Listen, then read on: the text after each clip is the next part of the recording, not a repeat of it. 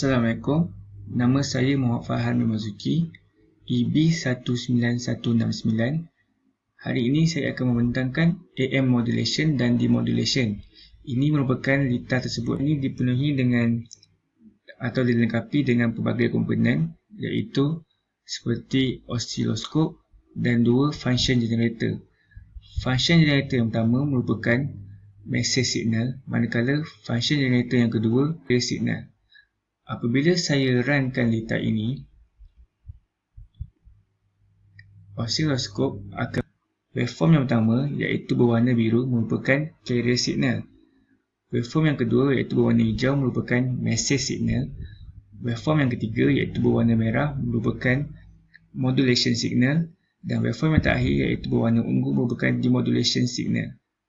Seperti yang kita tahu, AM atau amplitude modulation tidak berubah dari segi frekuensi, manakala ia akan berubah amplitude. Selain itu, amplitude modulation juga ialah teknik yang digunakan dalam komunikasi elektronik. Paling biasanya, pehantaran maklumat melalui gelombang pembawa radio. Selain itu, dalam pemodelan ini, amplitude ataupun kekuatan isyarat gelombang pembawa diubah dengan kadar gelombang yang sedang dihantar, sesuai dengan bunyi untuk menyatakan semula oleh pembesar suara atau kekuatan cahaya piksel televisyen. Teknik ini berbeza dengan FM modulation di mana frekuensi isyarat pembawa diubah dan modulasi fasa di mana fasanya dipelbagaikan dan berciri secara lawak. Itu sahaja daripada saya. Sekian, terima kasih.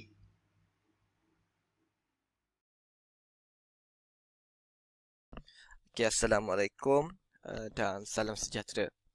Nama saya Ahmad Sahrudin bin Amir dan nombor matrik ialah EB19331. Pada video kali ini, saya ingin mengucapkan tentang frekuensi modulation dan demodulation signal. Apa yang kita dapat lihat pada graf ini, lita ini telah dijenis kepada dua bahagian, iaitu bahagian demodulation signal dan bahagian modulation signal. Selain itu, lita ini mempunyai dua function generator. Function generator pertama ialah function generator untuk carry signal dan function generator kedua ini untuk message signal. Kita pergi ke seterusnya. Apabila kita run lita ini, osiloskop akan menunjukkan 4 waveform. Waveform pertama ini adalah berwarna biru, ini ialah menunjukkan waveform untuk carrier signal, dan yang berwarna hijau ialah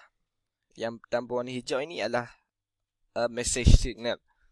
Jadi sampai itu waveform yang berwarna ungu ini adalah waveform untuk modulation signal, dan yang berwarna kuning ini adalah waveform untuk demodulation signal. Selain itu,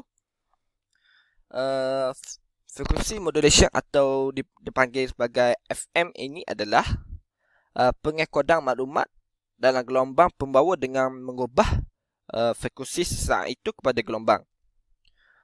Dan teknologi ini iaitu FM ini banyak digunakan dalam penyiaran radio, pemrosesan isyarat dan pengkomputeran.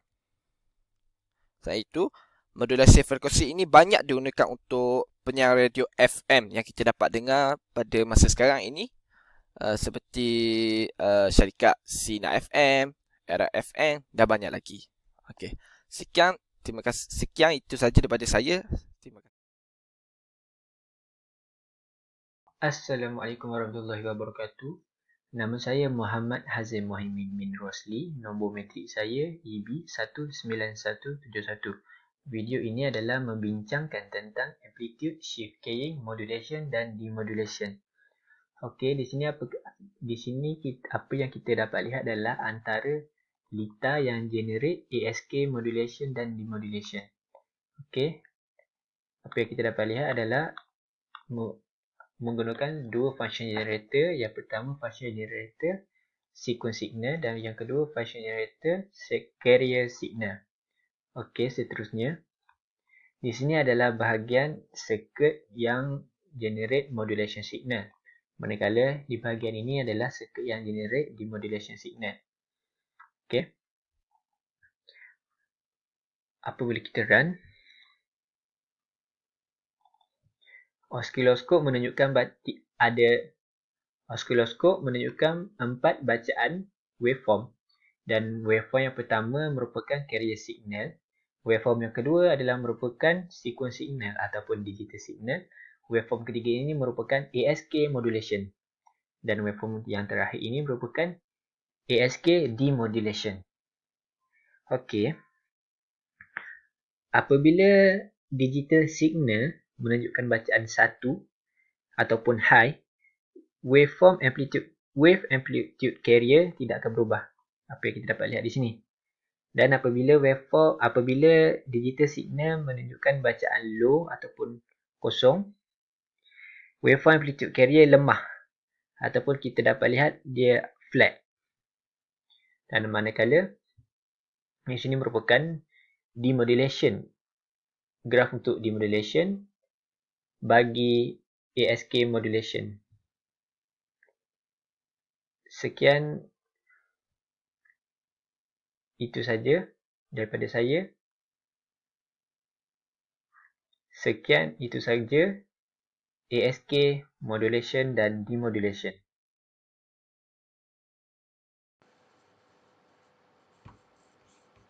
Assalamualaikum, nama saya Muhammad Farhad bin Hamizi. ID matric saya EB19113. Okey, di sini saya ingin menerangkan tentang circuit yang telah saya lakukan.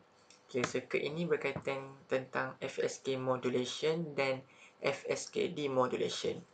Okey, bahagian atas ni adalah tentang modulation dan di bawah circuit ni adalah tentang demodulation.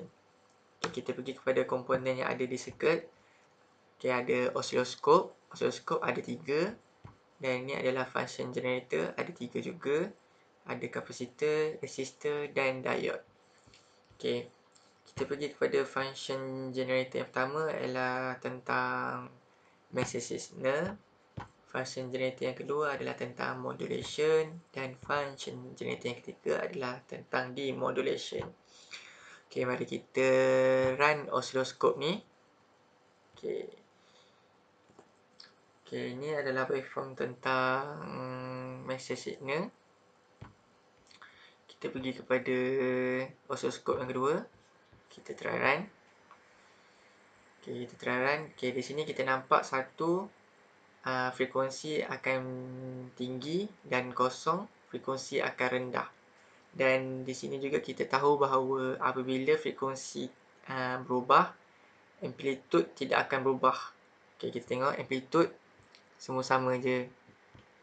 Okay, kita try run osiloskop yang ketiga. Okay, ni osiloskop yang ketiga. Try run. Okay, ini adalah osiloskop yang ketiga tentang demodulation FSK. Okay, itu sahaja daripada saya. Terima kasih.